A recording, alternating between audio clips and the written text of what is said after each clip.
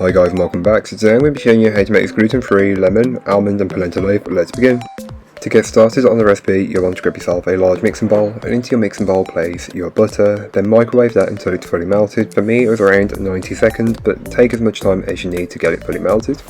Remove from the microwave and then add in the remainder of your ingredients. So there's no way to add them, just add all of them in and then mix until you have a clear batter. It won't be completely smooth due to the texture of the almonds and the polenta, but it should be smooth enough that you don't see any trace of a single ingredient, and if you do, continue to mix until you don't.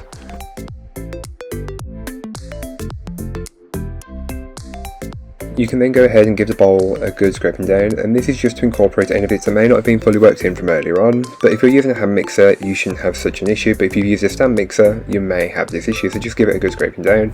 Then you can go ahead and grab yourself a loaf pan which has been lined with some parchment paper. Then transfer the cake batter into there and just spread and level it out until it's consistent.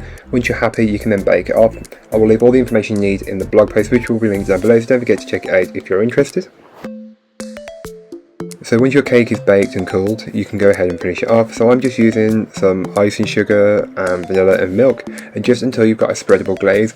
I didn't have a lot of icing sugar left, but this loaf doesn't really need a super sweet glaze. Here's what my cake looks like. And then you just add the glaze on top. If you wanted a better coverage, you could make more, but I didn't want to make it too sweet, as one cake is too sweet you can't really enjoy it. So just spread and level that out a little bit of drippage here and there, it doesn't really matter, but you want coverage almost all over.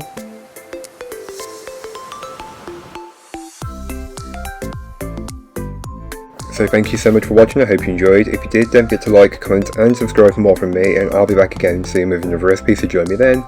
In the meanwhile, don't forget to check out the description, there'll be a link to this recipe, a link to my blog and a link to all of my social medias. But that's all today, I hope you enjoyed, bye guys.